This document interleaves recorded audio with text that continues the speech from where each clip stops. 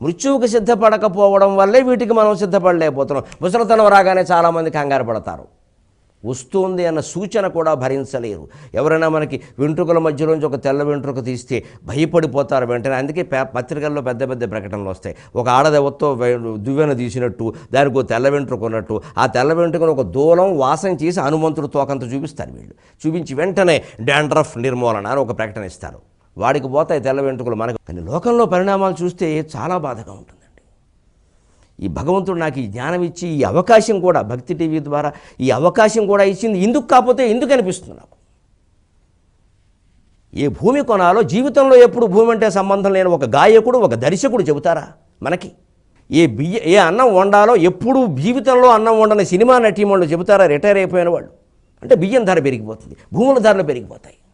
ఏ దండ మెళ్ళో వేసుకోవాలో ఒట్టిపోయిన వాళ్ళందరూ చెబుతారా? ఆ దండల ధరలు పెరిగిపోతాయి. పరోక్షంగా ఈ వ్యాపారాలన్నిటికీ వీళ్ళు కారణం అవ్వట్లేదండి? ఆలోచించుకోవద్దండి. ఏది ధర్మం అండి? ధర్మం గురించి పాటలు పాడి ధర్మం గురించి సినిమాలు తీసే అధికారం మనకి ఎక్కడుందండి? వ్యాపారాలు మనమే చేస్తున్నప్పుడు 90 ఏళ్ళు వచ్చినా డబ్బు కాంక్ష పోదా? ఇంకా ఇంకా ఇంకా ప్రకటనలా? అన్ని వస్తువుల ధరలు పెరిగిపోవడమా? అసలు ఒక వస్తువు బజార్లో ఉంటే ఎవరో కొనుక్కొని వాళ్ళు ఎవరో చెప్పరండి అది బాగుందని 10 మందికి వాళ్ళు వచ్చి కొనుక్కుంటారు కదండి. పత్రికల్లో ప్రకటనలు ఎందుకండి? టీవీల్లో ప్రకటనలు ఎందుకండి? ఎవరిని బాగు చేయడం ఎందుకండి? ఇవన్నీ వినియోగదారులు నాశనం అయిపోతున్నారే. వినియోగదారుడా వాడు శనియోగదారుడా? వాడికి శనియోగం పట్టేసింది, వినియోగం కాదు శనియోగం పట్టేసింది. ఏ వస్తువు కొనుక్కుందామని వాడు 10 రూపాయలు కాదండి 100 రూపాయలకు కూడా ఓ సరుకు దొరకట్లేదు. చిన్నది కూరగాయలు కేజీ 100 అయిపోతాయా? ఎందుకంటే హీరో వెజ్, హీరో బెండ, హీరో దొండ, వీడో బండ. ఇదేంటి జరుగుతున్నది? ఎక్కడి నుంచి వస్తుంది ఆత్మజ్ఞానం మనకి? ఎప్పుడు బాగుపడతాం? మహానుభావుల చరిత్రలు చదువుకుంటున్నాము అంటే ఏం నేర్చుకోవాలి? అంత సింహాసనాన్ని వదిలేశాడే. ఇక చీమలతోటి దోమలతోటి కూడా వ్యాపారాలు చేసేస్తున్నాం మనం. అతను నిజేచ్ఛ చేసి తను సొంతంగానమ్మా మృత్యువుకి సిద్ధపడ్డాడు.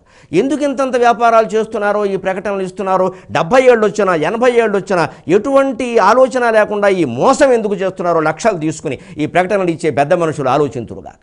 ఒక్క సినిమాలో నటిస్తాడా ఓ కుర్ర సన్యాసి? రోజు ఫిల్టర్ వేసి కనపడతాడా? ఈ వాటర్ ఫిల్టర్ కొనండి, వీడాండి మనకి చెప్పేది ఏ వాటర్ ఫిల్టర్ కొనాలో? ఆ వాటర్ ఫిల్టర్లో దోషం ఉంటే ఈ ప్రకటన ఇచ్చిన వాడు బాధ్యత వహిస్తాడండి? 80 ఏళ్ళు వచ్చినా డబ్బు కాంక్ష చావన వాళ్ళు దేవుడి గురించి సినిమాలు తీయడమా? దేవుడు పాటలు పాడడమా? విరక్తి రాదా జీవితంలో ఎప్పటికీ? మళ్ళీ వీళ్ళే భీష్ముడు గొప్ప, భారతం గొప్ప, గరికపాటి వారు మీరు చాలా బాగా చెప్పారని ఎందుకు ఉపయోగం ఏంటని చెప్పి అందరి మటుకు వాళ్ళు ఎవరి వ్యాపారం వాళ్ళు చేసేస్తున్నాం. సామాన్య ప్రజలు నాశనం అయిపోతున్నారు. నేర్చుకోవాలండి ఇలాంటి వాటిని.